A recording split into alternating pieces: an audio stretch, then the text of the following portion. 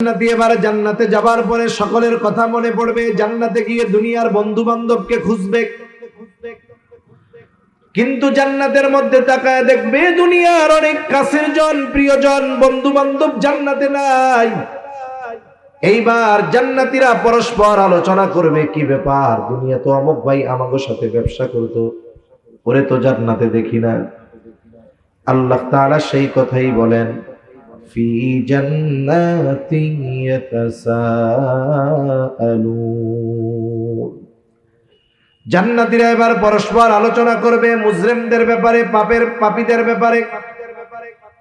কারণ তাফসীরের মধ্যে আসছে আল্লাহ তাআলা জান্নাতি আর জাহান্নামীদের মধ্যে দেখা এবং কথাবার্তার ব্যবস্থা আল্লাহ তাআলা করে দিবে। জান্নাতি জাহান্নামীকে দেখবে, জাহান্নামী জান্নাতীকে দেখবে। জান্নাতি যখন জাহান্নামের দিকে তাকায় দেখবে তার অনেক কাছের মানুষ জাহান্নামের কঠিন শাস্তি ভোগ করতেছে। এই দৃশ্য দেখে সে আল্লাহ তাআলার কাছে শুকরিয়া আদায় করে বলবে, আল্লাহ, দুনিয়ায় তো ওর সাথেই আমি চলতাম, আপনি যদি আমার প্রতি অনুগ্রহ না করতেন আল্লাহ, হয়তো আজকে আমাকেও ওর সাথে জাহান্নামে যাওয়া লাগতো। এইবার জাহান্নামী জান্নাতীকে দেখবে। জাহান্নামী জান্নাতীকে দেখবার পর এমনিই তো জাহান্নামের কঠিন আযাব, এইবার দেখার পর ওর মধ্যে আফসোস বেড়ে যাবে। আহারে, দুনিয়ায় যদি আমি ওর সাথে থাকতাম, সব সময় যদি ওর কথাগুলো মেনে চলতাম, তাইলে আমিও আজকে ওর সাথে জান্নাতের মধ্যে থাকতে পারতাম। এই আফসোস তার কষ্টের মাত্রাটাকে আরো বাড়ায়া দিবে। দুনিয়াতে এরকম অনেক আছে, মনে করেন পাশাপাশি দুইজন ব্যবসা করে, দুইজনের মধ্যে খুব খাতির, এক কাপ চা দুই বন্ধু মিলা ভাগ করে খায়, আছে না নাই? সিগারেটও খায়, আছে না? এমন তো করে। এমনি যাও না, বন্ধু বান্ধব এক জায়গায় বসলে এই জাহান্নামের আলামত যাদের টানার অভ্যাস আছে, এটা গ্রুপ করে খায়, খুব ভালো। তা দুই বন্ধু এত খাতির যে এক কাপ চা আনলে দুইজনে আলাদা খাইতে পারে না, দুইজনে ভাগ করে খায়, এত মহব্বত। কিন্তু দুইজনের মধ্যে এক জায়গায় পার্থক্য। একজন নামাজের সময় হইলে নামাজে যায়, আর একজন যায় না। বন্ধু যখন ডাকে যে চলো বন্ধু নামাজ পড়ে আসি, কয় না, আমার প্যান্ট পাক নাই, আছে না নাই? নামাজ যারা না পড়তে চায়, বুঝছেন, এদের অনেকগুলো বাহানার মধ্যে একটা বাহানা হইলো কি, আমার পোশাক পাক নাই। বেটা, মুসলমানের পোলাপানের পেশাব এই পোশাক পাক না থাকে কেমন, আমি তো এটা বুঝি না। তার মানে এটা প্রস্রাব করে পানি নেয় না। প্রস্রাব করে পানি না নিলে, পরিষ্কার না করলে কি ক্ষতি হয়, ডাক্তারদের কাছে জিজ্ঞাসা করবেন, বইলা দিবে কি কি রোগ হয়। এই যে বন্ধু নামাজের জন্য ডাকলো, ও গেল না, যতই খাতির থাক দুনিয়ায়, ওই নামাজি জান্নাতে যাবে, বেনামাজি জাহান্নামে যাবে, কোনো সন্দেহ আছে? এইবার আফসোসটা কি করবে? ওই আফসোস করবে, আরে ওই দিন যদি বন্ধুর ডাকে নামাজে যাইতাম, গুনার থেকে বাঁচতাম, সব সময় তো একসাথেই থাকতাম, ওই মুহূর্তগুলো যদি ওর সাথে কাটাইতাম, তাইলে আজকে আমিও ওর সাথে জান্নাতে থাকতে পারতাম। এই যে আফসোস, এটা তার কষ্টটাকে আরো বাড়ায় না।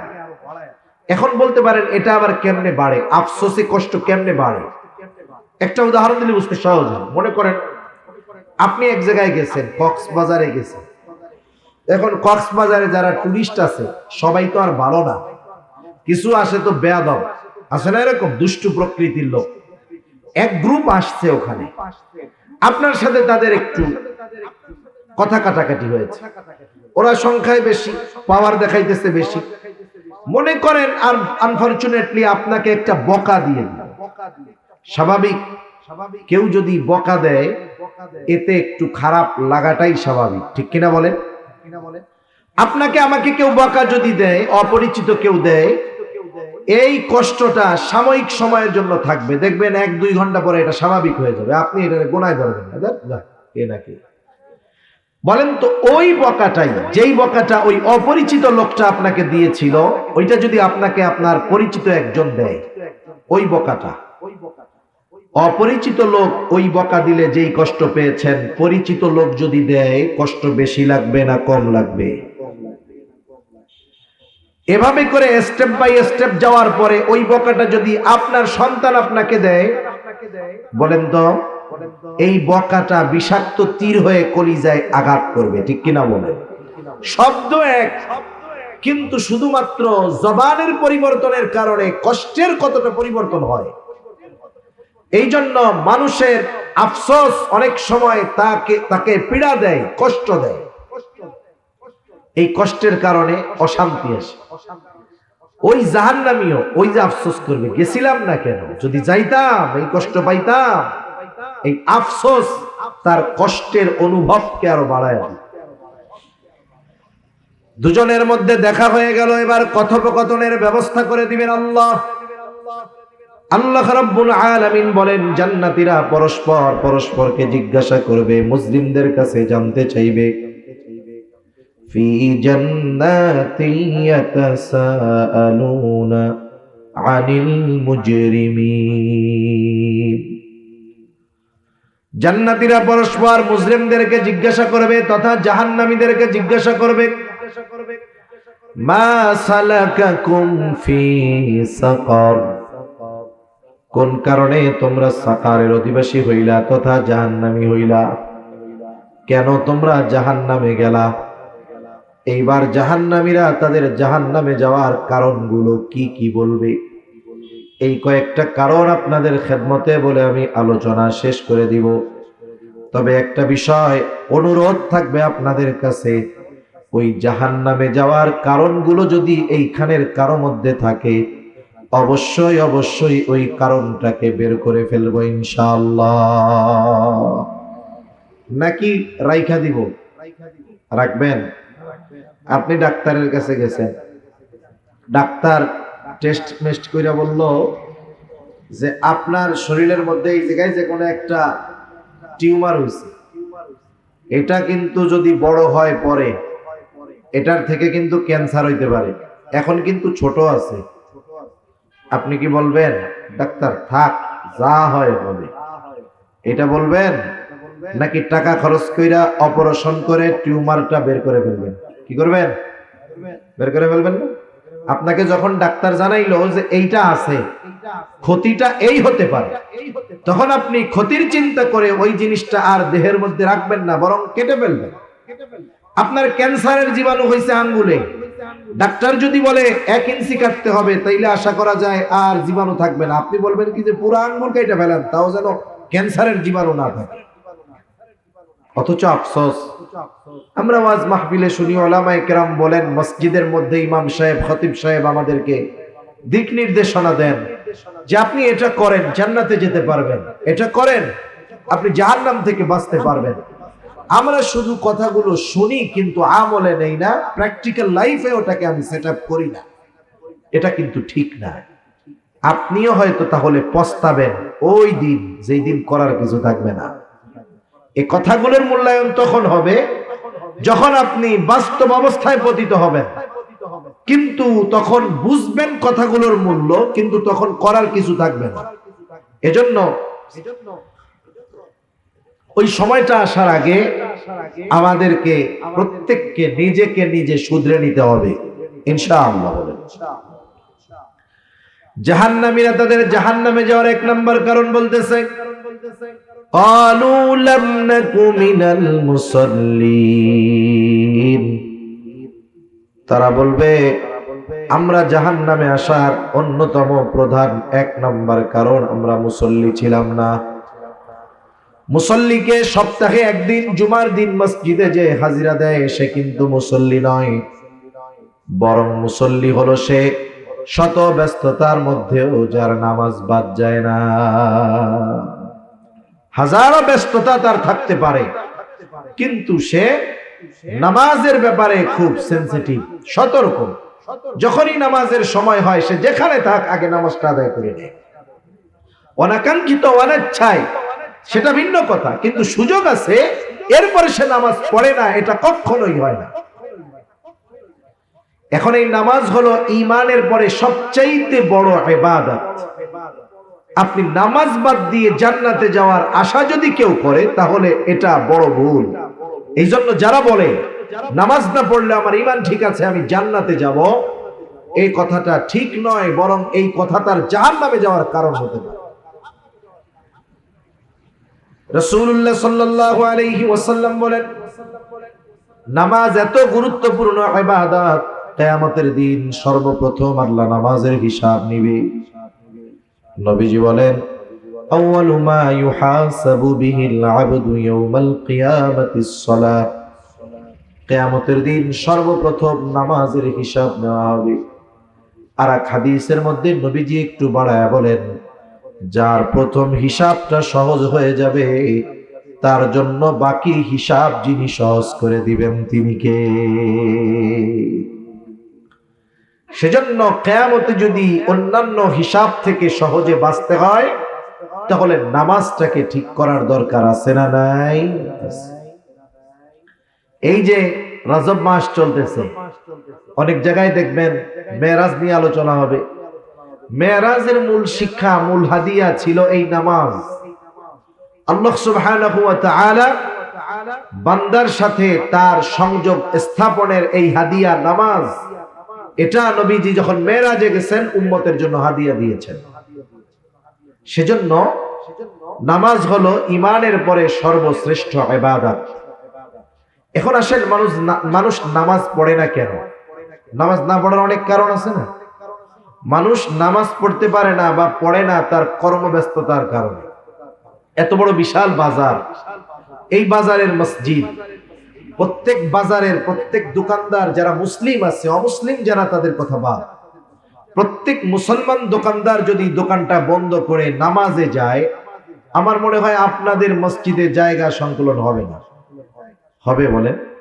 হবে না। এটা বড় একটা বাজার, শত শত সিএনজি থাকে, ইজি বাইক থাকে, অটো থাকে, বাস থাকে, তার স্টাফেরা থাকে, অন্যান্য অনেক মানুষ থাকে। একটা দোকানে একজন থাকে তা নয়, অনেক দোকানে একাধিক ব্যক্তি থাকে, 5, 6, 7 জন থাকে। এই যে মানুষগুলো তাদের কর্মব্যস্ততার কারণে নামাজ পড়ার সুযোগ পায় না। জিজ্ঞাসা করবেন কেন পড়ো না, বলবে ব্যস্ততার কারণে পড়তে পারতেছি না। সিএনজি ওয়ালা নামাজ পড়ে না, কেন পড়ে না? বলে প্যাসেঞ্জার টানতে টানতেই তো টাইম শেষ, নামাজ পড়তে পারি না। এই যে মানুষ যে কর্ম করে, সেটা চাকরি হোক, ব্যবসা হোক, অন্যান্য যে কোনো কাজ হতে পারে, তাহলে মানুষ এই কাজগুলো কেন করে বলেন তো? শখে করে, মানে এটা তার একটা হবি, শখ। শখে করে, পয়সার জন্য করে। কিসের জন্য করে? আরবিতে যদি বলি রিজিকের জন্য করে। কয় না যে রুটি রুজি অর্জন করতেছি, এই রুজি তো আরবি শব্দটারে আমরা আর কি বলি ওইভাবে। রুজির জন্য করে, রিজিকের জন্য সে পরিশ্রম করে। এখন আপনারা তো আশা করি এখানে যারা আছেন সকলে মুসলমান। আমার কথাটা যদি জবান ঠিক থাকে একটু উচ্চারণ করে জবাব দিবেন উঁচু আওয়াজে। বলেন তো, যেই রিজিকের জন্য একজন মানুষ রিজিক উপার্জন করতে গিয়ে নামাজ পড়ার টাইম পায় না, ওই রিজিকের মালিক কে? আর একটু জোরে বলেন কে? আল্লাহ। মনে রাখবেন, রিজিকের মালিক তার বলে দেওয়া পদ্ধতি বাদ দিয়ে বাস্তবিক অর্থে রিজিক পাওয়া যায়। রিজিক দুই ধরনের হয়, একটা হলো দৃশ্যমান আর একটা হলো বরকতময়। এজন্য দেখবেন অনেকে মাসে 1 লক্ষ টাকা উপার্জন করে, সংসারে 3 জন, এই টাকা দিয়ে তার হয় না, বরং মাস শেষে টানাটানি লেগে যায়। আবার একই পরিমাণ লোক বেতন পায় 10,000 টাকা, দেখা যায় মাস শেষে তার আরো 2,000 টাকা এক্সট্রা তার থেকে যায়। ঠিক কিনা বলেন? এজন্য ফিগারের উপরেই যে রিজিক বরকত তা নয়, আল্লাহ তাআলা চাইলে কমের মধ্যে বরকত দিতে পারেন। এজন্য মানুষ যদি রাজ্জাকের ফর্মুলা বাদ দিয়ে রিজিক তালাশ করে, সে পেতে পারে, কিন্তু ওই পাওয়াটা বা ওই রিজিকটার মধ্যে কোনো বরকত থাকবে। এখন আসেন, নামাজ পড়লে আমাদের কি লাভ? দুনিয়ার লাভের কথাটা শুনি। আর নামাজ হলো এমন এক ইবাদত, এটা একা পড়লে হবে না। আপনার অধীনস্থ যারা আছে এদেরকেও নামাজি বানাতে হবে। একটা সময় শহর বা গ্রাম, প্রত্যন্ত অঞ্চল সব জায়গায় ছিল, মুরব্বীরা সকালবেলা উঠতেন, উঠে ঘরের সকলকে জাগিয়ে দিতেন নামাজের জন্য। যারা পুরুষ ছিল, প্রাপ্তবয়স্ক ছিল, এরা মসজিদে চলে যেত। মেয়েরা, মহিলারা উঠতো, বরং আরো আগে মহিলারা উঠতো। গ্রাম অঞ্চলে আমরা দেখেছি ছোটবেলাতে যে ফজরের নামাজ পড়ে পুরুষরা বাসায় আসার আগে আগে দেখা যাইত মহিলারা নামাজ পড়ে উঠান ঘর পরিষ্কার করে অলরেডি তারা কোরআন পড়া শুরু করে দিয়েছে। সময়ের বরকত ছিল। কিন্তু এখন আমরা চাকচিক্যময় বাতি, মোবাইল, এগুলো আমাদের রাতের ঘুম হারাম করে দিয়েছে। এখন ঘুমাই আমরা ফজরের পরে, উপায় নেই। সেজন্য হায়াত ছোট হয়ে গেছে, আমাদের হায়াত আমাদের ছোট হয়ে গেছে। কেমন যেন মনে হয় এই তো শুক্রবার গেল আর একটা চলে আসতেছে। হায়াতের বরকত নষ্ট হয়ে গেছে। কিন্তু যারা নামাজি, যারা একটা ডিসিপ্লিনের মধ্যে তাদের জীবন যাপন করে, এদের সময়ের বরকত ঠিকই আছে। এজন্য নামাজ মানুষকে এমন এক জীবনে অভ্যস্ত করে যেই জীবনে নিয়মতান্ত্রিকতা থাকে, নিয়মানুবর্তিতা থাকে। আমরা লেখাপড়া যারা করেছেন, স্কুলে হোক, হাই স্কুলে হোক, আমরা ডিসিপ্লিন একটা কম্পোজিশন রচনা করেছি। এই যে নিয়মানুবর্তিতা, এটা জীবনের জন্য বড় একটা দরকার। ধর্মীয় অনুশাসন মেনে নেওয়ার মাধ্যমে, মেনে চলার মাধ্যমে একটা মানুষের লাইফে ডিসিপ্লিন আসতে পারে, নাইলে অসম্ভব, কিয়ামত পর্যন্ত সম্ভব না। এক নিয়মতান্ত্রিকতার মধ্যে জীবন যাপন করা ইসলাম বিহীন সম্ভব নয়। এখন আসেন, নামাজ তো একা পড়লে হবে না। নামাজ পড়ে আপনি জাহান্নাম থেকে নিজে বাঁচবেন তা হবে? আপনার অধীনস্থকে বাঁচাতে হবে না? কারণ নির্দেশ আল্লাহ তাআলার। আল্লাহ তাআলা বলেন, ইয়া আইয়ুহাল্লাযীনা আমানু কু আনফুসাকুম ওয়া আহলিকুম নারা। আল্লাহ তাআলা বলেন, হে ঈমানদারেরা, নিজে জাহান্নামের আগুন থেকে বাঁচো, অধীনস্থদেরকে বাঁচাও। তার মানে নিজে বাঁচবা ইবাদতের মাধ্যমে, গুনার থেকে বাঁচার মাধ্যমে, অধীনস্থদেরকেও এইগুলো করানোর মাধ্যমে তাদের জাহান্নাম থেকে বাঁচাও। তাহলে নামাজ একা পড়লে হবে না, ঘরের মানুষদেরকে নিয়ে পড়তে হবে। আপনি যদি নামাজি হয়ে যান, আপনার ঘরের মানুষগুলো, আপনার সন্তান, আপনার স্ত্রী, আপনার কন্যা যদি নামাজি হয়ে যায়, লাভটা কি? আমার কথা নয়, আল্লাহ বলেন, ওয়া উমুর আহলাকা বিসসালাতি ওয়াসতাবির আলাইহা লা নাসআলুকা রিজকা নাহনু নারযুকুকা ওয়াল আকিবাতু লিত্তাকওয়া। আল্লাহ তাআলা বলেন, তুমি তোমার অধীনস্থ যারা আছে তাদেরকে নামাজের জন্য আদেশ দাও। ওয়া'মুর আহলাকা বিসসালাহ, তুমি তোমার অধীনস্থদেরকে নামাজের আদেশ দাও।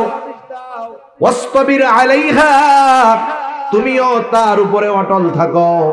তার মানে এই মুমিন, তুমি নিজে মুসল্লি হও, ঘরের মানুষদেরকেও মুসল্লি বানাও। আল্লাহ তাআলা কেমন আবেগ, দরদ, মোহাব্বত নিয়ে বলতেছে, বান্দারে, লা নাসআলুকা রিজকা, আমি আল্লাহ তোমার কাছে তো রিজিক চাই না, বরং তোমরা যদি নামাজি হয়ে যাও, তুমি নামাজি হয়ে যাও, তোমার ঘরের মানুষ যদি নামাজি হয়ে যায়, আল্লাহ তাআলা বলেন, নাহনু নারযুকুকা, তোমরা নামাজি হওয়ার কারণে আমি আল্লাহ তোমাদেরকে রিজিক দিয়া দিব। তাহলে যারা মুসল্লি, তাদের রিজিকের জিম্মাদারি নিয়েছেন কে? আল্লাহ। আমি একটু আগে বললাম, একজন 1 লাখ উপার্জন করে মাস শেষে আরো টানাটানি, আর একজন 10,000 পায় কিন্তু মাস শেষে তার আরো ডাইনে থাকে। আমি উদাহরণ অনেক কিছু দিয়ে দেওয়া যাবে, কিন্তু দৃশ্যমান একটা বিষয় নিয়ে আমি আপনাদেরকে বলি। আমাদের দেশে সবচাইতে সম্মানিত, অবহেলিত, সম্মানজনক অবহেলিত লোক কারা জানেন? সম্মানজনক অবহেলিত কেন বললাম? সমাজে ইমাম সাহেবের সম্মান আছে না নাই? বলেন তো, এই ইমাম যদিও সমাজের সবচাইতে সম্মানিত, সমাজের বেস্ট অথবা বিগ স্যালারি তার না। সে যত মানের সম্মানিত, ঠিক তাকে আমরা দেওয়ার বেলায় ততটা অবহেলা করি। অথচ দেখা যাবে আপনি ফ্যামিলি প্ল্যানিং কইরা এক হালির মধ্যে সীমাবদ্ধ আছেন। বুঝেন তো? ফ্যামিলি প্ল্যানিং বুঝেন? ফ্যামিলি প্ল্যানিং কইরা এক হালি, মানে 4 জনের মধ্যে আপনি আপনার জীবন গুছায় ফেলছেন, আপনি, আপনার স্ত্রী আর 2টা সন্তান। কিন্তু ইমাম সাহেবরা তো এটা করে না, কারণ ওরা বিশ্বাস করে দেয় আল্লাহ, যা হবে হবে। দেখা যাবে ওনারা সব মিলাই হাফ ডজন, 4 বাচ্চা কাচ্চা, ওনারা 2 জন। আপনি মাস শেষে 50,000 টাকা পান, আপনার চলে না। ইমাম সাহেবের বেতন কত? 10,000 টাকা। এখন এই লোকের চলে কেমন? আল্লাহই জানে চলে কেমন। কিন্তু চলার কারণ যদি কোরআন সুন্নাহর আলোকে বিশ্লেষণ করা হয়, তাহলে দেখা যাবে দুনিয়ায় কোন ইমামের ঘরে এমন বউ নাই যেই বউ, ইমামের ওয়াইফ নামাজ পড়ে না, বেনামাজি। এরকম একটা ইমামের ওয়াইফ আপনি দেখাতে পারবেন, ঠিক কিনা বলেন? আর আমি চ্যালেঞ্জ দিয়ে বলতে পারবো, আপনাদের এইখানে অনেক মানুষ এমন আছে যে 5 ওয়াক্ত নামাজ পড়ে, কিন্তু তার ওয়াইফ 5 ওয়াক্ত নামাজ পড়ে না। আছে না নাই? সেজন্য কোন ইমামের স্ত্রী কখনো বেনামাজি হয় না। ইমামের ঘরে যারা থাকে প্রত্যেকেই নামাজি হয়। ইমামের মেয়েটা কখনো বেনামাজি হয় না। ইমাম সাহেবের মেয়েটা বেপরদায়, সে বাহিরে আসে না। ইমামের ছেলেটা কখনো বেনামাজি হয় না। বরং ওই ইমামের ঘরে যদি ছোট ছোট নাবালক বাচ্চারাও থাকে, ওরাও পাক্কা নামাজি হয়ে যায়। আর যেই ঘরে সকলে নামাজি, ওই ঘরের রিজিকের জিম্মাদারি নেওয়ার ঘোষণা যিনি দিয়েছেন তিনি কে? মাঝে মধ্যে অনেক সময় অনেকে প্রবাস থেকে আমাদের কাছে মেসেজ দেয়, মাঝে মাঝে হোয়াটসঅ্যাপে দেয়, হুজুর দোয়া করেন, এত টাকা ইনকাম করি হুজুর, বরকত নাই। বরকত নাই কেন? কিছু করো নাকি? কারণ বিদেশে যারা থাকে এদের 2 ধরনের বদ অভ্যাস থাকে, 3 ধরনের বদ অভ্যাস থাকে। কয় ধরনের? 3 ধরনের। একটা হলো হয়তো নারী ঘটিত প্রবলেম থাকে, ওখানে সে তার সব উপার্জন ব্যয় করে ফেলে। অথবা তার জুয়া খেলার অভ্যাস থাকে, ওখানে সে তার সব উপার্জনকে ব্যয় করে ফেলে। অথবা তার ড্রিঙ্কস মদ্যপানের অভ্যাস থাকে, ওখানে সে তার সব ব্যয় করে ফেলে। তা আমি জিজ্ঞাসা করি কয়েকটা, তোমার কি বদ অভ্যাস আছে? না হুজুর, কোনো বদ অভ্যাস নাই। তাহলে কত ইনকাম করো? বলে হুজুর লাখখানিক তো কামাই করি। তোমার খরচ কত? বলে খাওয়া মালিকের, থাকা মালিকের, আমার কোনো খরচ নাই। এই টাকা দেশে পাঠাই, এরপরেও থাকে না। নামাজ কালাম পড়ো নি ঠিক মতো? হুজুর নামাজ কালাম পড়ি। বিড়ি সিগারেট, কোনো বদ অভ্যাস নাই। আপনাকে ওয়াজ মাহফিল টাহফিল শুনি, কোরআন শরীফ পড়ি, এই পড়ি সেই পড়ি। তা কয়েকজনকে জিজ্ঞাসা করছি, তুমি তো খুব ভালো বুজুর্গ, বুঝলাম, তোমার বাড়ি বাড়ির কি খবর? কয় হুজুর এই কথা আর বললেন না। তাহলে কন এরপরে ও কি বলতে চায়? আমি হুজুরের কি বুঝতে বাকি আছে? নামাজের খবর নাই, বাচ্চা কাচ্চা গুলাও সব ওই রকম উশৃঙ্খল। আমি বলি শোনো, তুমি তো ছিদ্র কলসে পানি ঢালতেছ, কিয়ামত পর্যন্ত ঢালবা, ও কলস মাগার তুমি ভরতে পারবা না, ঠিক কিনা বলেন? তোমার তো বরকতের থলে শূন্য হয়ে গেছে। ওই বেনামাজি গুলো তোমার বরকতকে ছিনিয়ে নিয়েছে, কাজ হবে না। এজন্য ঘরের মানুষ নামাজি হলে বরকত। আপনি ব্যবসা করতেছেন, আপনি শুধু মনে করেন যে আমার সেল বাড়লেই মনে হয় লাভ বেশি হবে, তা না।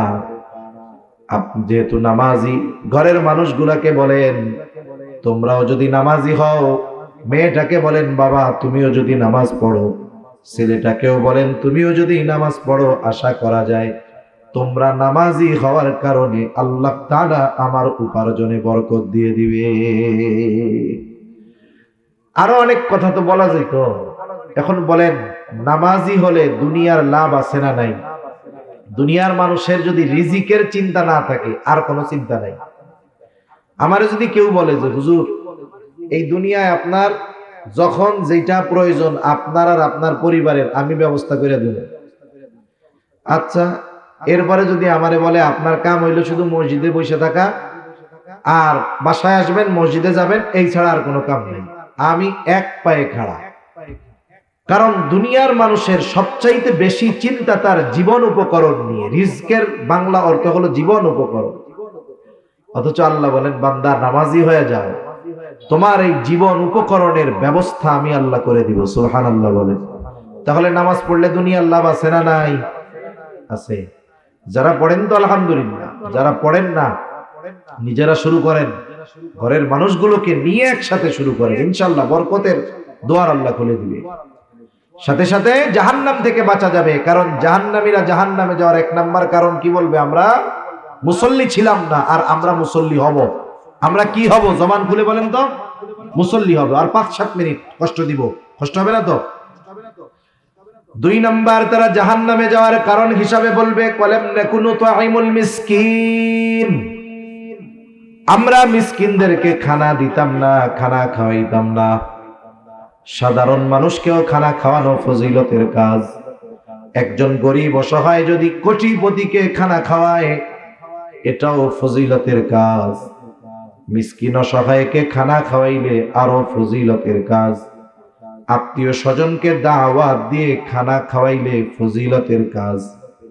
আবার দেখেন, কিছু কিছু ক্ষেত্রে আছে খানা খাওয়ানোটা শুধু ফজিলতের কাজ তা নয়, ঈমান সম্পৃক্ত বিষয়। কারো প্রতিবেশী যদি অভাবী হয়, অভুক্ত হয়, নবীজি বলেন লাইসাল মুমিন আল্লাযী ইয়াশবাউ, ওই ব্যক্তি মুমিন নয় যে নিজে পেট পুরে খায় আর তার পাশে তার প্রতিবেশী অভুক্ত থাকে। নবীজি বলেন ওই লোকটা মুমিন নয়। এজন্য প্রতিবেশীর দিকে আমরা একটু নজর দিব। এই যে রোজার মাস আসতেছে সামনে, আজকে তো 16 তারিখ রজবের, আর হয়তো 1.5 মাস, 40, 45, 43, 44 দিন আছে। আর এই যে রোজার মাস যখন আসবে, যাদের অ্যাবিলিটি আছে এরা তো অন্য চিন্তায়। কত মানুষ সামনে 10 আইটেমের ইফতার থাকার পরেও মনে হবে আরেকটা থাকলে খুব ভালো হইতো। 15 প্রকারের ফল আছে, আনারসটা নাই, হারে আনারসটা থাকলেও ভালো হইতো। আপনি তো 15 আইটেমের পরে আর এক আইটেমের জন্য আফসোস করতেছেন, অথচ দেখা যাবে আপনার প্রতিবেশী সে পান্তা ভাতার লবণ নিয়ে বসে আছে, আজান দিলে ইফতার করবে। ঠিক কিনা বলেন? এজন্য এই মানুষগুলোর দিকে আমাদের খেয়াল রাখতে হবে। অনেক মানুষ আছে পরিশ্রমের কাজ করে, আবার রোজাও রাখে।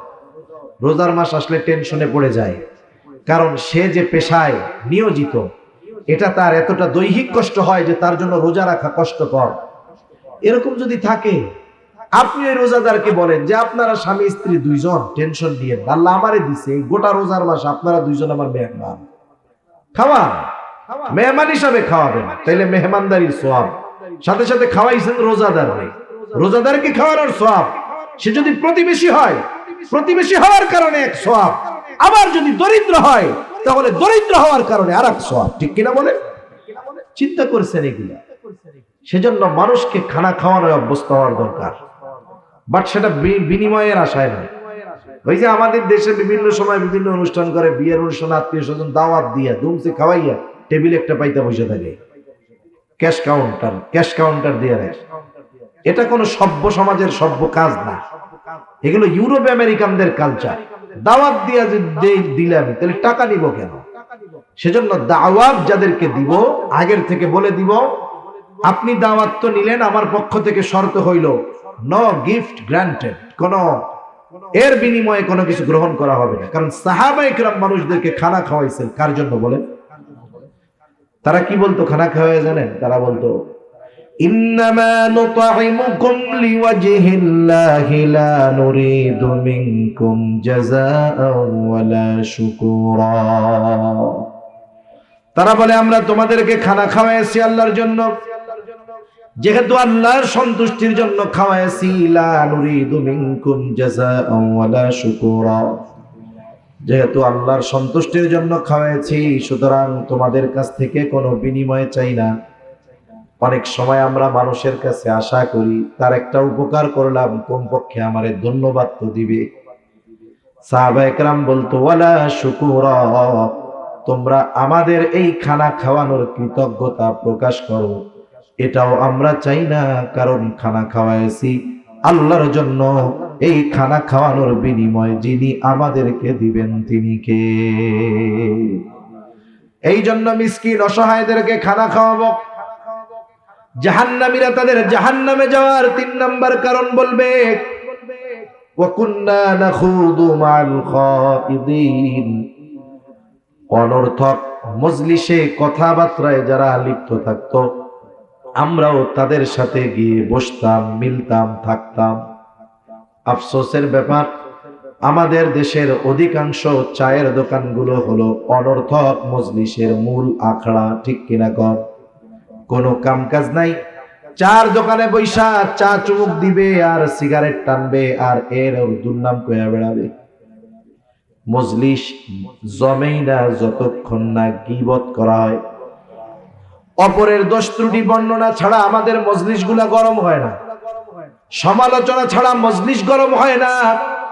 অথচ গীবত হলো একজনের মধ্যে যদি কোনো দোষ থাকে তার অনুপস্থিতিতে শুধুমাত্র মজা নেওয়ার জন্য, আলোচনার জন্য ওই দোষ ত্রুটি যদি আলোচনা করা হয় ওটা গীবত।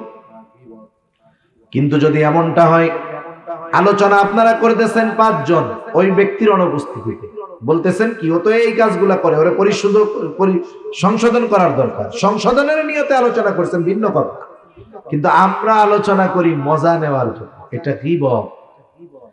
এই গীবতের ব্যাপারে আল্লাহ তাআলা বলেন ওয়ালা ইয়াগতাব বা'দুকুম বা'দা আইয়ুহিব্বু আহাদুকুম আন ইয়াকুলা লাহমা আখিহি মাইতান ফাকারিহতুমুহ। আল্লাহ তাআলা বলেন তোমরা পরস্পরের গীবত কইরো না, দোষ চর্চা কইরো না। দোষ যদি তার মধ্যে থাকে, ওই দোষের আলোচনা যদি তার অনুপস্থিতিতে করা হয় ওটা হলো গীবত। একজন যদি থামায় দেয়, কে ভাই এগুলা কইস না, কে ধরবে না, ওর মধ্যে আছে বলেই তো কই, মিথ্যা কথা কইতেছ, এরকম বলে না মনে হয় না? এই এলো কি করলো দেখেন, গুনাহও করতেছে আবার অহংকারও করতেছে, এটাকে বৈধ মনে করতেছে। গীবত করা কবিরা গুনাহ, এটাকে যদি বৈধ মনে করে তাহলে তো ঈমানই থাকবে না। সেই জন্য আল্লাহ বলেন ওয়ালা ইয়াগতাব বা'দুকুম বা'দা, তোমরা পরস্পরের দোষ চর্চা কইরো না। আইয়ুহিব্বু আহাদুকুম আন ইয়াকুলা লাহমা আখিহি মাইতা, তোমরা কি তোমাদের মৃত ভাইয়ের গোশত খাওয়াকে পছন্দ করো নাকি? আল্লাহ বলেন ফাকারিহতুমুহ, অথচ ওইটা তোমরা অপছন্দ করো। তাহলে এই গীবত করার মাধ্যমে কেমন যেন তোমরা তোমাদের মৃত ভাইয়ের গোশত খাও। যদি দোষ থাকে গীবত, না থাকলে অপবাদ। এজন্য এই ধরনের মজলিসগুলা থেকে আমরা বেঁচে থাকবো। দুনিয়ার অনেক মানুষের এই চায়ের দোকানের বা এই অহেতুক আড্ডাগুলো জাহান্নামে যাওয়ার কারণ। এই যে সময়গুলো চায়ের দোকানে বসে বসে কাটায়া দিচ্ছে, এই সময়ের মূল্য বুঝবে চোখ বন্ধ হইলে, কিন্তু করার কিছু থাকবে না তখন। দুনিয়ায় যারা হায়াতকে কাজে না লাগাবে ওই মানুষগুলো মরার পরে আফসোস করে। তাদের আফসোসের খবর আমরা শুনি না, কিন্তু শুনে কে? যে শুনছে সেই বলতেছে।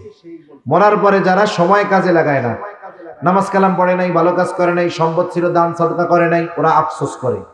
আফসোস করে কি বলে? আল্লাহর কাছে বলে ফায়াকুল রাব্বি লাউলা আখরতানি ইলা আজালিন করিব ফাআসাদদাক ওয়া আকুম মিনাস সালিহিন। আফসোস করে বলে ও আমার রব, আমাকে আবার একটু অবকাশ দেন, দুনিয়ায় যাওয়ার মতো সুযোগ দেন। লাউলা আখরতানি, যদি আমার একটু আবার দুনিয়ায় যাওয়ার সুযোগ দিতেন, ফাআসাদদাক ওয়া আকুম মিনাস সালিহিন, আমি আমার সম্পদ থেকে দান সাদাকা করতাম, দ্বীনি কাজে ব্যয় করতাম, আর ভালো কাজ করে আমি সৎকর্মশীলদের দলভুক্ত হয়ে যাইতাম। বলেন তো, দুনিয়ার হায়াতটা চায়ের দোকানে বসে অহেতুক কর্মকাণ্ডে লিপ্ত হয়ে যারা দুনিয়ার এই মূল্যবান সম্পদ হায়াতটাকে শেষ করে দিল, মরার পরে যদি আল্লাহ তাআলার কাছে একটা মুহূর্তের জন্য সুযোগ চায়, সময় চায়, হায়াত চায়, যতই আবেগ নিয়ে দরদ নিয়ে বলুক না কেন, বলেন তো তাকে পুনরায় একটা মুহূর্তের জন্য দুনিয়ায় ফেরত আসতে দেওয়া হবে নাকি? এজন্য ওয়াজ শুধু, আলোচনা শুধু শুনতে হয় তা না, এগুলো নিয়ে ভাবতে হয় যে আমি কি আমার এই হায়াতকে যথাযথভাবে কাজে লাগাচ্ছি কিনা। এগুলো বাসায় গিয়ে মাথার সাথে, বালিশের সাথে মাথা লাগা একটু ভাববেন যে আমি যদি আজকে মারা যাই তাহলে আমি কি আল্লাহর সামনে আমার বিগত হায়াতের জবাব দিতে পারবো কি? আপনি যদি মনে করেন যে না পারবো, কোনো অসুবিধা নেই, তাহলে তো আপনি আল্লাহর ওলি। আর যদি চিন্তা করে দেখেন যে না আমার অবস্থা তো এরকম নাই, তাইলে আপনি কামব্যাক করেন, আপনি ডাইভার্ট করেন, আপনি টার্ন নেন, লাইফ ঘুরান, নাইলে জীবন শেষ। ওই আফসোস করার আগে যেই সম্পদ আমার আপনার কাছে আছে, এই সম্পদের মূল্যায়ন করতে হবে। 4 নম্বর তারা বলবে ওয়া কুন্না নুকাদ্দিবু বিয়াউমিদ্দিন, আমরা কিয়ামতের দিবসকে অস্বীকার করতাম। এভাবেই চলছে দুনিয়া। এক সময় হায়াত ফুরায় গেল, হাত্তা আতানাল ইয়াকিন, দৃঢ় সত্যের আগমন ঘটলো, অর্থাৎ মৃত্যু চলে আসলো। দুনিয়ার জীবন শেষ হলো। আমরা তওবা করতে পারলাম না, ঈমান আনতে পারলাম না। দৃঢ় সত্যের আগমন ঘটলো, মৃত্যুবরণ করলাম। আর আল্লাহ তাআলা বলেন, যেই মানুষগুলো অবকাশ পাওয়ার পরেও, সুযোগ পাওয়ার পরেও নামাজি হলো না, ভালো কাজ করলো না, সময়কে কাজে লাগালো না, আমার কাছে কিয়ামতে জবাবদিহিতা করতে হবে।